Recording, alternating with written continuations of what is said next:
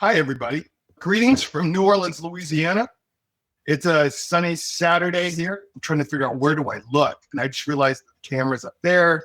I'm a fantastic writer. I'm an awesome director, a really good producer, but I crap with technology about the computer. So bear with me. I just want to say thanks again, Paul, for having me. And I'm really, as I think you say, chuffed about being here. First thing I'm going to do is show you a little bit of my work. It's about 2.5 minutes. You guys can see this? All right.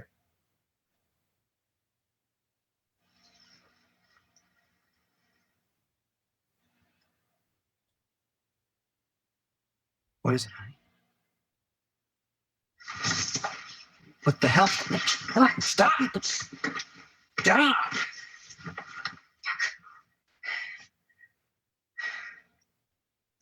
I'm sorry. I had to. I need to ask you something, and it's very, very important, and you told me the truth. Okay? No more hitting. I heard.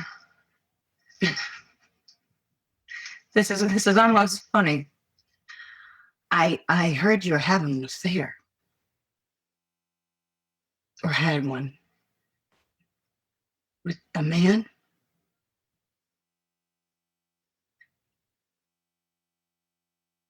Girl.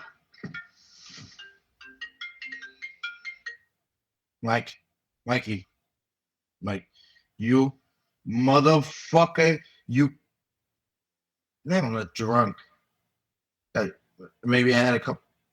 Never mind. Fuck that. What did Showtime say? Or was it Nicole McConaughey?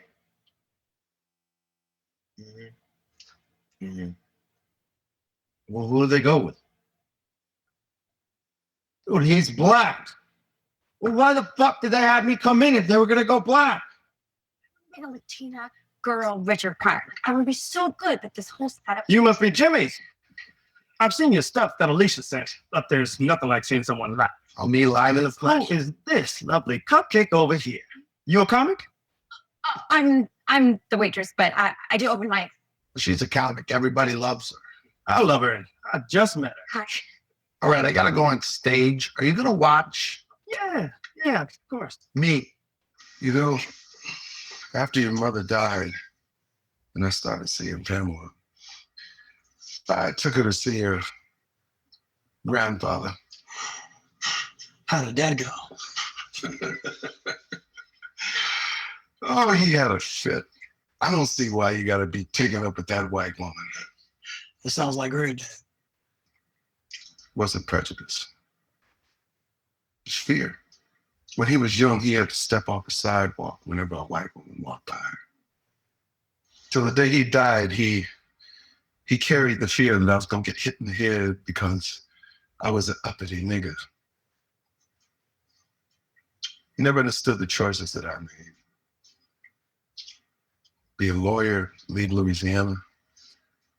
How could I allow myself to fall in love with Pamela? Most parents are terrified at the choices their children make. Deep down inside, all we want is is for you to be happy. I'm sorry if I ever got in the way of that. You were so bad.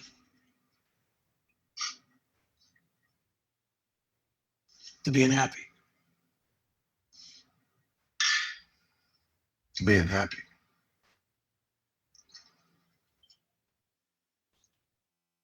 Okay. So that gives you a little bit of what I've done in the last, say, 6 years. I've been an actor all of my life. Since I was 7, I decided that I wanted to do it. And then I chickened out because of some pressure from my parents. and some real world stuff. And I decided it took me a while to go back into it, but when I was in 1990, I started again. But before that, I started directing because, like I said, my parents wanted me to have a steady income, which should have just said, do not work in the entertainment business. But I got trained pretty early on, like from the time I was 16 in directing. And I directed my first play at 16 and then went on to direct in college. And I came out of college with a degree in television production and direction, theater performance and direction, and a minor in art history. And I spent a lot of time directing television commercials, like 35 years directing TV commercials, specifically around network advertising for TV shows, newscasts, the actors and stars of television series and network shows here in the United States. And I had a dual career for a long, long, long time. And then I was, plays and TV shows and films, but always having a job as a director. And then I got Noah's Ark, which some of you may have seen, may have not seen, but it was a television show that came out of the US. And actually, I know I played in Britain. And it was the first scripted television series about gay Black men. And I played a college professor who was married and had a daughter. I said yes to the show because I'd never seen two Black gay men raise a child in real life, let alone on television. And I thought this is radical and revolutionary, so I got to be part of that. And that led me to start creating my own content, writing and directing films and shorts. And what you see on the reel are scenes from 2 films that I did and a pilot presentation about a TV star who has 1 stalker left. Then I got hired to direct a series that is still on Amazon Prime called Not for Nothing. So this is going to be a loose presentation and very much a conversation. Please stop me, interrupt me, ask me questions. I'm here to tell you things. So 2012, right before I turned 50, I was still working at a television network called Entertainment Television. I decided that I had to get out of there. If I turned 50 and I hadn't written and directed a feature film of my own, I was going to kill myself. I was living in this cubicle at a television network and I was dying inside. I really was. So I decided that with my bulk of experience on sets and stages as an actor and 2,000 TV commercials that I'd written, produced, and or directed, it was time to take a leap. So one of the things that I did is I sat down with 10 different directors and I took a notebook with me. I took them to coffee, I took them to lunch, and I asked them questions. I asked them what went right and what went wrong. And I got to tell you, that notebook I still have with me, and it's the most invaluable thing I ever did. If you have made a film, you know what I'm talking about. If you haven't, hang on, because it's kind of a crazy ride. And I'm going to start this little slide show and talk through the slides. I'll probably pop in and out as I go. There are not a lot of slides. I'm not going to bore you with stuff. So yay, my first slide, how to make a film no matter what. And that includes whatever is happening in your life. People think that, yeah, you're going to make a movie and it's all great and it's all going to be fun. And it's a lot of things like that. It is. It's actually a lot of fun. My happy place, which hopefully is right here. That's me in my happy place. You see that chair? That's called the captain's chair. It's also a director's chair. I'm sitting behind the monitor on a street in Philadelphia. I think it's the 4th day of shooting from Zero to I Love You. That's the lead, looking kind of, I caught him in a blink. But I'm sitting behind the monitor and I'm watching actors work. And there's nothing better than that. There's just this wonderful little microcosm of a world that happens on a film set. It's where the world and your imagination and the people you involved in the project come together. I love it. And I think I'm going to say some things during the course of this that are going to make you think I don't love it. But I really want you to know that I do love it. And this is the place that I love to be more than any place else. And, I told you I'm an actor and I'm also an only child. When you're an only child, you get to play on the floor and move the trucks and the Barbies and the G.I. Joes and the planes together. And you're telling the whole story basically for yourself. But when you're an actor, you're AGI Joe. You're AGI Joe. But when you're the writer and a director, you're moving all the pieces around, which is probably why, as somewhat of a narcissist and an only child, I like being in that chair. You are the captain of your ship. When you're a director, this slide is from one of my favorite movies. It's called Captain and Commander at the Far Side of the World. And it's a Russell Crowe movie. It takes place in the early 1800s. It's about a ship battle. The thing I love about this movie is that it really encapsulates what it is to be a director for me. Like, you see, he's right there in the middle of everybody, but he's in charge. But the thing that you find out in the movie is that he started as an ordinary sailor as a child, and he works himself up. And that's what I did. I literally started at the bottom, and I learned pretty much every position in film, so that I knew what I was doing by the time that I got to the place where I had to put things together and I had to give people orders and direct them. You know, the other thing that you do as the captain of the ship is that your attitude on the set is what is going to drive everything. When I'm on a set, there are a couple of rules that I lay down. I'm like, there's no yelling. I ask people not to swear. I don't allow people to use phones because if they're on their phones, they're not listening. They're not present in the moment. And all the time, I've got to be in somewhat control. You know, I don't swear. I don't scream. I don't yell at people. If I have a conversation, I take them aside. I also do this thing I like to call the Braveheart speech at the beginning of every day. Peter Jackson does it. Spielberg does it. A lot of people do it, where you gather the entire company together. You thank them for the work that they're about to put in. You ask them to respect each other as professionals and artists. You tell them where you are and what you hope to accomplish that day. And that way, everybody feels like they're in it together. But if I don't keep my shit together, it goes off. We've all heard stories, and YouTube is filled with videos of directors losing their shit. The worst thing is if you let somebody else let their personality take over the set. It happens with actors, it happens with producers. But when you're the writer, like in my case, I'm a writer, director, producer. So I'm responsible for the way this thing runs. I am the captain of the ship. So it's somewhere between like a Navy vessel and a cocktail party. I try to keep it light.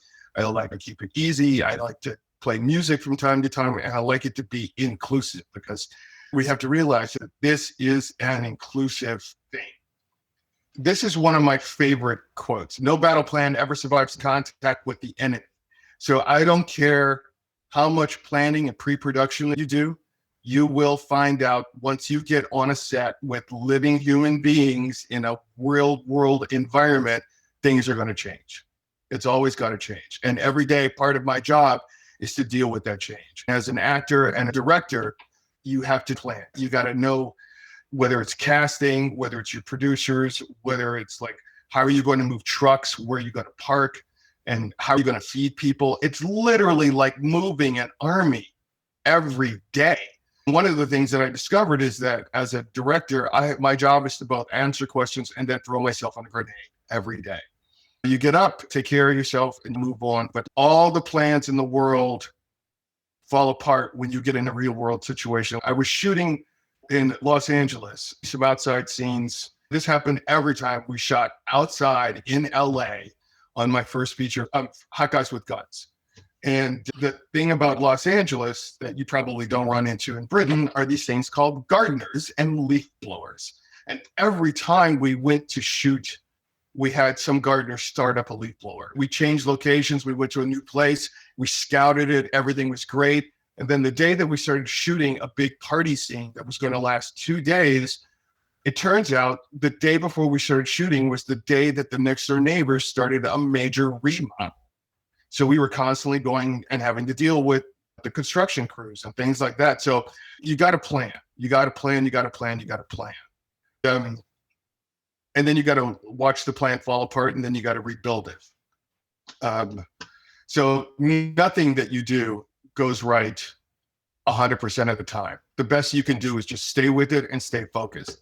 I love military quotes because I really do think making a movie is a lot like going into battle. So what's next? Build a good team. writing and directing can be a really lonely job. I tried to make my first movie, which was called Welcome Sinners. That title eventually turned into From Zero I Love You. I tried to start it in 1998. And the business was different, technology was different, everything was different, but I was trying to do it myself. Originally, I wanted to make the movie as not only the writer, but the director and the star. I shot a short version of it, and oh my God, it nearly killed me. I realized that I had to do this with a team. You got to have a team. You got to build people around you who will support you. Your life is happening while you're making a movie. The people you put around you have to be on the same page. If you're an actor, you know when you get it when you walk in the room. You lose it when you open your mouth. And you can lose it on the set. Everybody's replaceable. But you need people who are going to support you, love you, and be on the same team because it's a collaborative thing. I like to rehearse my actors a lot because I come from theater. So I tend to get the actors together and I work and I discover, and then I bring in different people, the costumer and the cinematographer to watch rehearsals. I like to watch movies about the same kinds of genres that I'm working on with these people. The reason I do that is that we build a vocabulary. We understand each other. We understand the same focus. If you're on a Spielberg set, Spielberg puts up a board every day. The board is all drawings, it's animatics or sketches of what shots they're going to do every day. The entire company is invited to go look at the boards, whether you're an extra, food service person, a producer, or even Spielberg, everybody's on the same page that day. And that really works because when I sat down with those 10 directors, they told me a lot of things that would go wrong. One of the rules that I thought was really interesting was to take your headsets off between takes because you do not want to hear what the actors are saying because sometimes they're talking shit about you or about the production. I was in a movie called Any Day Now, and who's the lead of that? Garrett Dillahunt and Alan Cumming. And Travis Fine, who was the director, who put up like $1 million of his mother's money and his money, was his first real big feature as a director. Garrett said something in the headsets or on the mic between takes that caused Travis to go into the bathroom, lock himself in a stall and cry. You don't want to hear everything that's going on because you're not going to like it. You got to make sure that everybody gets their work done. There will always be notes from producers. You've got to realize that what hill you want to die on. Like there are just so many things. They taught me a lot of technical things, but I'm going to tell you something I faced personally when I went through your home life. It's not something people usually talk about. You got to have your set it buttoned down. It's great to do the script. And by the way, you will rewrite and rewrite and rewrite. For instance, there are 18 drafts of Hot Guys with Guns, and we're shooting drafts 16 through 18. As you go along, you will find out what you're missing, what you don't have, and what you don't need. There are 42 drafts of From Zero to I Love You. And I'd say we shot drafts 38 through 42. But people tell you, directors talk a lot about what goes on set and the problems with distribution. Feel free. There's going to be a lot of time for questions. You can ask me all the questions you want. But the thing that you don't realize as a writer and director is that when you're in charge, you're facing a ton of pressure. I cannot tell you how many nights I laid on my back staring at the ceiling, wondering how I was going to get it done. Basically, from the moment I said yes to directing, I stared at the ceiling, wondering how I was going to get things done. And one of the things that I learned is that you have to take care of yourself. You are the number one thing on the set. If you don't work and if you can't manage your life, you're not going to be able to manage production. The entertainment business is littered with a lot of stories of marriages that break up and things that go wrong. I mean, Zack Snyder had to leave Justice League because his daughter died. Orson Welles, she's a Spielberg, Coppola, Charlie Chaplin, all had their marriages fall apart. Making a film requires so much dedication and focus that your home life can really go down the tubes. If you're not in a relationship, make sure your house is clean. Make sure your laundry's done. Make sure there's food in the refrigerator. Because when you come home at the end of a really long day, you're probably going to get maybe 3 hours sleep between the anxiety and the pressure for the next day. You want to sleep and be in a really good environment. So with my first film, Hot Guys with Guns, we faced a lot of challenges. It's a low budget feature. It cost me under $200,000. People will make promises that they don't always keep. I'm about to start my third movie, and it's a multi-million-dollar thing. The financing is lined up. It's all good. I was raising money for my first feature film with crowdfunding campaigns and going to everybody I know and asking for money.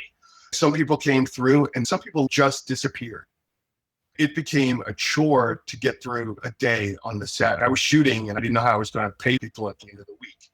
It got so bad, a couple of friends disappeared, like aliens had abducted them. I ran out of money, so we had to stop production. I was in a relationship, and I was about 2-3 years into this relationship, and it was, everything was going great, and he was super supportive. Everything was wonderful, and then I was down for about 2 months, and then we started shooting again.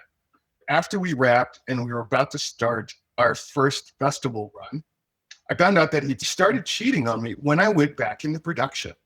Literally the day that I went back on the set, my boyfriend started cheating on me. And when I found out about it, it was devastating. I walked in on him on the day of my movie premiere. We had a little talk, and I said, "Why'd you do it?" And he told me. I was like, "Wow, you started when I went back to work? Are you kidding me?" And he said, "I got tired of being a cheerleader." The moral of that story is be careful who's in your life and how your home life is, because you got to work and there are things going on. A friend of mine was on Jack Reacher, it's part of a franchise that Tom Cruise is the star on. A friend of mine is a camera operator. His name's Lukash, and he's one of the best camera operators in the world. He works on Bond, The Kingdom, really big budget stuff. He called me from the set one day and he said, "You'll never believe what just happened." And I said, "What?" And he said, "Tom Cruise got a phone call. It's his birthday. His wife left him, took the kid, and called him a burner phone so he wouldn't know where she was." And we all remember all of that stuff. But he said, "I've never heard a person scream and cry like that before." On his birthday, it was actually Tom's 50th birthday. And you know what Tom did? He screamed and he cried and he finished the scene. He finished the day and he finished the movie. I'm not telling you anything that hasn't been reported already. So don't worry. You can repeat anything I tell you here, including the bits and pieces of my own home life. I mean, and I tell you that stuff because you do not know what's going to fall apart. Like I said, Zack Snyder had to leave Justice League because his daughter died. And then he eventually came back and gave us a 4-hour masterpiece. But you do not know the things that are going to crop up in your life, which is why when you're on the set, you need a team. When we were shooting From Zero to I Love You, that movie took 4 years to shoot because we kept running in and out of money. Whenever I had money, either crowdfunded or new, and it's not like the movie cost that much, it's under $300,000, but when you're working in a queer space or an LGBTQ space, a film that you're making, the genre that you're working in, Hollywood, the film industry doesn't always take it seriously. I mean, there aren't that many major studio produced queer films that come out. So getting people to invest, at least in the United States, I know it's different in Europe and Canada. But in the US, it's hard to get people to take it seriously. People are taking a risk, giving you money. You try to shoot things in bulk. For instance, there are 2 kids in From Zero to I Love You, and they were 9 and 11 when we started shooting. Luckily, because of the way that things have to be shot, you try to shoot by location. And so I shot all the kids' stuff in 1 3-week period and got that all out of the way. You try to think as far ahead as you possibly. First of all, you keep all the costumes. You take prodigious photos. You photograph everything. Your art director, costume, or makeup person are key because you don't know how long it's going to take. You know what I mean? You don't know when you're going to have to stop down or why you're going to have to stop down, or you might have to go and reshoot something. So you've got to have really good set photos, costume photos, makeup photos. You have to document. And the great thing about this is that I got a cast who really believed in the project and kept themselves on the ready. You know what I mean? We had to dye a couple people's hair. We had to also match haircuts a lot of the time. But the way we got lucky was that the film takes place over a course of 2 years, the story in itself. There are times when one side of the film was shot a year, sometimes 2 years after the other side. And, there's a scene where we lost the first set of costumes. So we had to copy as best we could all the costumes. The movie's about a straight man who falls in love with a gay man and eventually accepts himself for who he is and comes out. And so whenever the straight guy, whose name is Jack in the film, you see him, he's wearing, whenever he's at home or when he's in his day world, he's always in boxes or he's always limited. Like his ties have stripes or boxes on them and his shirts are all checked. But whenever he's with the guy that he's in love with, he's in flowers and he's in colors. I lost this very, very important tie. So we had to duplicate that tie 3 years later. It took me, 10 different stores and websites to find a tie that was even close. So you just have to do that. You have to cut people's hair. Like in one case, somebody had to have a little Botox, but you just do what you have to do. So we shot the movie over 4 years and it just became a series of difficulties. In 1 week while we were shooting, my producer and left right hand, like there's a guy named Tommy that produces with me, and I couldn't have got through it. Tommy's brother was killed in a head-on car crash while we were shooting, and his wife lost their first child. She miscarried. The same week, the lead actor's wife miscarried her first child. But you know what? We took care of it, and we took care of each other, and we got it done. I'll show you something real quick.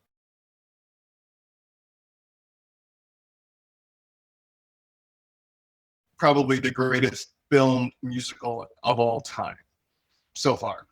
Stanley Donovan is the director of record on that, but Gene Kelly directed all of the dance sequences in this movie, including this one, which they shot over the course of a week. And the funny thing about this, and the reason why I show it, is that Gene Kelly had double pneumonia. He had a fever of 104, and they had to heat the water to keep him from shivering. It's literally one of the greatest film dance sequences by a person anywhere, and this guy nearly died.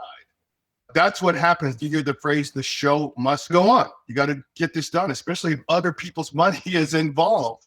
You have to be damn near crazy to want to do what we do. Not only have the sort of madness and the imagination to write a story, but to get people together and tell them the story enough that they want to work on it. But then when it comes to the rubber hitting the road, you've got to be prepared for whatever. The practicalities of making a movie is first having a good script. You find a project, either you write one. I suggest that you have it read out loud because scripts are pretty amazing when it comes to reading them, but a script only works if it's read out loud by actors. So you get a team of actors together, find people that you like, find people that are going to bring your story alive, and then you read it, and then you put together a team. The most important person, aside from the director, is a cinematographer who can translate that script into a series of images. I like to work with a cinematographer and sit down and watch movies with them so that we have a vocabulary of what it is that we're going to see. Sometimes I'll look at paintings and I'll send them to them, or I'll find clips from movies that I like and we'll sit down and watch those. A really great costume, because the story's told visually in terms of the picture and in terms of what people wear. If you watch From Zero to I Love You, most of the clothes that the men are wearing came out of my closet. You don't always have the budget to go shopping. So figure out what's going to work for you. Go through the actors' wardrobes, borrow clothes, whatever. But as long as you stay true to the story and who the characters are, wherever the clothes come from, get them. But you got to also have somebody who's going to be in charge of that. The thing I can't stress enough is hire people who are going to be able to do their job. Do you know what I mean? That's why I said put a really great team together. What else can I tell you about? A lot of people want to talk about the financing. Like, where do you get the money to get this team together and the actors and the location? Oh, locations. That's the other thing I want to tell you about really fast. At least in the US, there are a lot of sites like Peerspace and Splacer where you can find really amazing locations for damn near nothing. And it adds so much production value because in the end, you want to make a movie that looks like a movie. You don't want to make a movie that looks like you shot it on your cell phone, unless you want to make a movie that looks like you shot it on your cell phone. Locations are really important. I borrowed every nice house, apartment, boat, car, anything I could. I made dinner for people. I actually paid for the cleaning of places just so that I could have the use of a house that my friends were lucky enough to give me. There are a lot of things that you could do to make it better, but how it looks and where you shoot are the most practical things you can do. But let me take a step back and tell you some things that you probably don't know. Raising money takes as much time almost as making the movie, as writing. And like I said, the crowdfunding campaigns that you can do, GoFundMe is really good. There's one called Seed and Spark, which is made specifically for filmmakers, but it requires a full-time job because raising that money means you have to get on there every day and say thank you and give them another reason to give you something. And like for me, what I did is a proof of concept video. I shot a bunch of scenes from both films so that people could actually look at something and understand what they were putting into. Because again, the collaboration isn't just with the crew, it's with the audience as well. With the movies that I made so far, I have to get the audience involved to the point they're like, ooh, that looks really great. I want to be part of that and I want to help get that done. You're going to need some kind of help legally because there's a lot of rights. There's a thing called script clearance. There are companies that you have to send the script to and they'll go through and tell you where the problems are. Sometimes it's a name, sometimes it's a logo, sometimes it's a brand. You've all seen things where there was a picture tiled out or a license plate tiled out. The reason is because they didn't have the right to use that. I would also suggest that you look up this thing called fair use. If you use a product in a film in the way that it was designed to use, you don't necessarily have to get permission for that. It's good if you ask, but you don't have to. And a lot of people don't realize that because they don't do the research. In Hot Guys with Guns, one of the characters sits down and uses a Mac PowerBook, and you see the glowing logo, Apple, on the back of it. And because he's actually using it in the way that it's designed, I didn't have to pay Apple to use it in my film. But there's another way to raise money, and it also involves product. And I did this. I raised $10,000 from a wine company when I was shooting From Zero to I Love You, because there's this thing called product placement. And you can go to merchandisers, stores, companies that might have some kind of identity with the brand and the audience that you're talking to, or some identity with the film and with the audience. I went to a gay-owned winery in Northern California who was very interested in getting, queer people to buy their eco-friendly wine. It's a completely organic wine. And almost every time you see a wine bottle or a glass of wine in From Zero to I Love You, it's an Ecoterreno wine. And I did that because they gave me $10,000. If you see it in music videos, you see it every time somebody picks up a Pepsi or drums. Oh my God, Audi and Iron Man have this fantastic symbiotic relationship. Chevy and Transformers. I know those are big things, but if you go to local businesses that you think have done things for the audience that you are working towards, you can ask. It doesn't hurt to ask. And then, here's the thing, don't be afraid to pick up the phone and just cold call people. A friend of mine once said, a closed mouth doesn't get fed. You have to step outside of your comfort zone when you're making a film. You got to try things that you're not willing to try before. You've got all kinds of ways to make money and get this thing done. There are film festivals that will pay you fees. They know that you're going to make a movie and they'll line you up ahead of time. There are distribution companies like Breaking Glass Pictures that you can go to and say, hey, look, I'm making this movie. Here's who's in it. Here's what I want to do. Would you guys be interested in taking a look at it before I finish the film? I can send you some clips. I can send you the script. And based on that, you can work like the big boys do, and you can pre-sell your film, which helped me immensely, knowing that you'll get what's called a first look contract from them.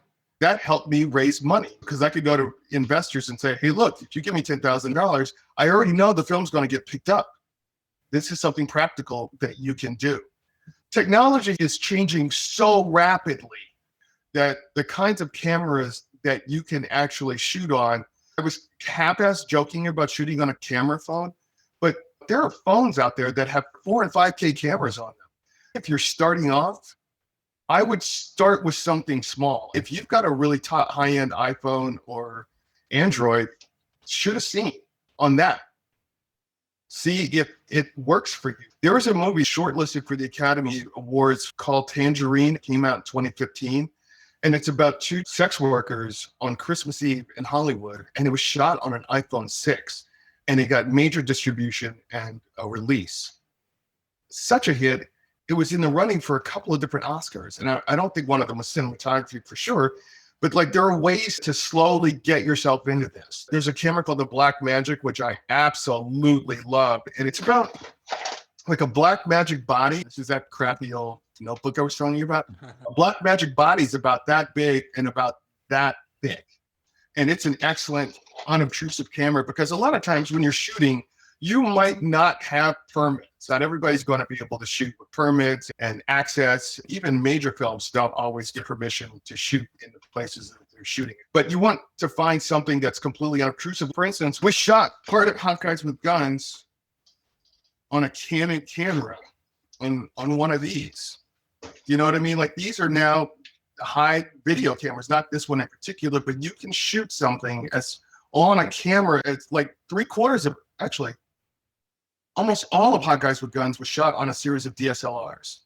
I highly recommend this. Just don't do what we did, put one on a drone and then fly that drone over a swimming pool, dump into the swimming pool with a $1,500 lens attached to it. There are all kinds of handheld rigs that you can use that literally were designed for cameras like this. The rig sits in it and it has two handles on it. There are all kinds of stabilizers. There's one-hand stabilizers.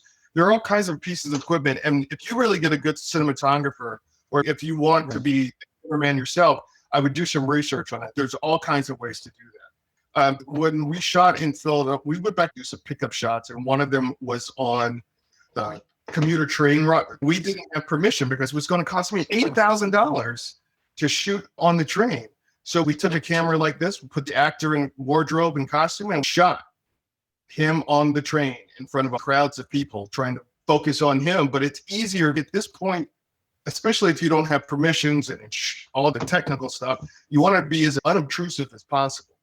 And you also want to make sure that you're shooting, you know what the chances are of getting caught.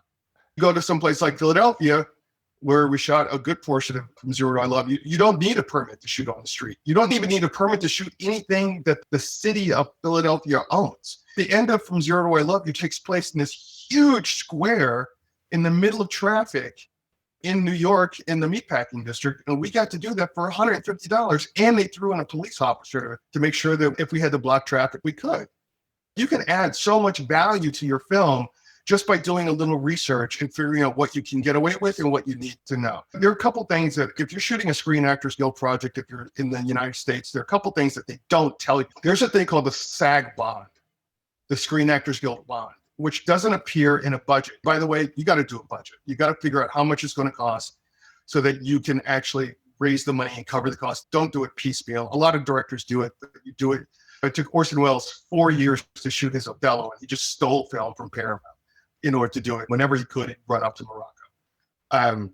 But make sure that you know the little hidden costs. So like when you do a budget, they're formatted budgets, right? And it shows you how much for the director, the writer, the actors, yada, yada, yada. But there's this thing called the bond that you can't start shooting until you pay it. The union didn't tell me this. The producer didn't even tell me this. It's 25% of the total amount of actor salaries have to be delivered to the union before you start shooting, because they want to make sure that if the production goes tits up, at least part of the actor salary is going to be covered. That was $8,000. I checked for $8,000. I had to write on the first day of shooting, and nobody had told me that I had to have that $8,000 to spare. The other thing is you got to have insurance. I lost the opening of my film when we dropped the camera in the pool, and I also, thank God, had production insurance because if somebody falls down, they sue you. I had to replace that camera and a camera lens. Luckily, I had enough insurance to do that. And you also have to think about post-production because it's going to cost you something to finish the movie. Another thing people don't realize is that unless you're getting your friends to give you music for your film, there are some really great places to go. There are free music libraries online where you can download music for no fee whatsoever, use it in your movie. And music is the other component. I mean, the only thing that's missing from a movie is smell. There's cinematography, wardrobe, and music. That's literally what makes this movie. Who's got questions? While we've got some time left, I want to hear what you guys want to know. What can I tell you?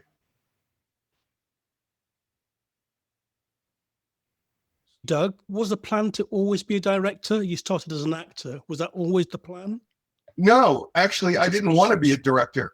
I've been a commercial director for a long time. I moved to Hollywood from Boston, and I thought directing commercials was going to be my table waiting job, like how actors always have this sort of spare job. I thought, well, I've got all these skill sets, I can do this. I was working on Noah's Ark and at ABC, and I know what the industry actually thinks about actors, and it's not very great. I saw an opportunity to tell some stories of my own and treat actors the way that I want to be treated. That's why I say the way you run your set is really important. I knew I wanted to write, and I started writing as soon as I moved to LA. And then I thought, why not? Why can't I direct? But I really did not want to be a director. I didn't want to be that guy. When you live in LA, everybody's got a project, everybody's got a script. I didn't want to be labeled as that guy who's always going to be directing something and never does it. I like writing, but I then decided that I wanted to see how I could do it. A writer. I would love to make a film one day. So yeah, this is really giving me some great ideas. Take a scene from what you write, take one scene and work on it. Even if you just shoot it, try camera angles, try different voices and light and daytime. The best way to start is to start, and don't be afraid of failure. Failure is not forever. It just means you're working the kinks out. Who are the directors who do it for you? Oh my God. There's so many. Like David Fincher handles crowds better than anybody I've ever known. When I first moved to LA, I was working at an advertising agency, and David Fincher, who directed one of the Aliens, probably best known for Benjamin Button. Watch the opening scene of that movie. It takes place on Armistice Day in New Orleans, the end of World War I. And they're crowd scenes. There are hundreds of people in crowds. I think handling a crowd scene can make or break a movie. Your extras can fuck you up. You know what I mean? They're looking at the camera. They're like the extras in like Star Wars movies are horrible. But David Fincher has a mastery of crowd control, and he was a music video director when I first met him. I'm a huge J.J. Abrams fan. What he did to Star Trek, I think Star Trek is a perfect movie. There's a woman named Jane Campion, who's Australian, who's a writer-director. I remember when I watched The Piano for the first time, came out, sat on the curb, took my shirt off because I was so heated up, had a cigarette, went right back in and watched it again. There's some really brilliant directors out there. Yorgos Lanthros, who's probably my favorite director right now. He's the guy who did The Killing of a Sacred Deer. If you haven't seen The Killing of a Sacred Deer, do yourself a favor, watch that. He also did The Lobster. I worked with his unit production manager, did the budget for my next film, and I found out that Yorgos does not like to shoot with lights. Everything he shoots is with natural light or practicals. I love digging down and finding out what it is that people work on and how they work. And I got to tell you, if you're not watching the making ofs on YouTube, you're missing out on an advanced degree in filmmaking. There are so many great documentaries on the making of great films and how directors work. I highly recommend that. John Huston, who did The African Queen. If you want to really figure out how hard making a movie is and what the practical realities are of shooting on location, watch or read anything about the making of The African Queen with Katharine Hepburn and Humphrey Bogart when they really did have leeches on them and were working in the swamps in Africa. Steve McQueen's a fucking genius. 12 Years a Slave is how a movie really should be made. I think his work, it's fantastic. He gets character. And the thing I love about Steve McQueen is he understands quiet. I think one of the most powerful moments that he got out of that film is where they hang him in the yard, the world go by and him trying to stay on his feet and not strangle himself is genius. The other enslaved people going about their day behind them, very aware of his presence, but it's sort of normal in the world they live in. There's nothing arbitrary in a movie. Everything you see in a frame has been deliberately put there. Somebody thought about it. Usually the director and the producer and the photographer. It's all very deliberate. In the end, it's about the film, and the film wants to get made. Doesn't care how it is.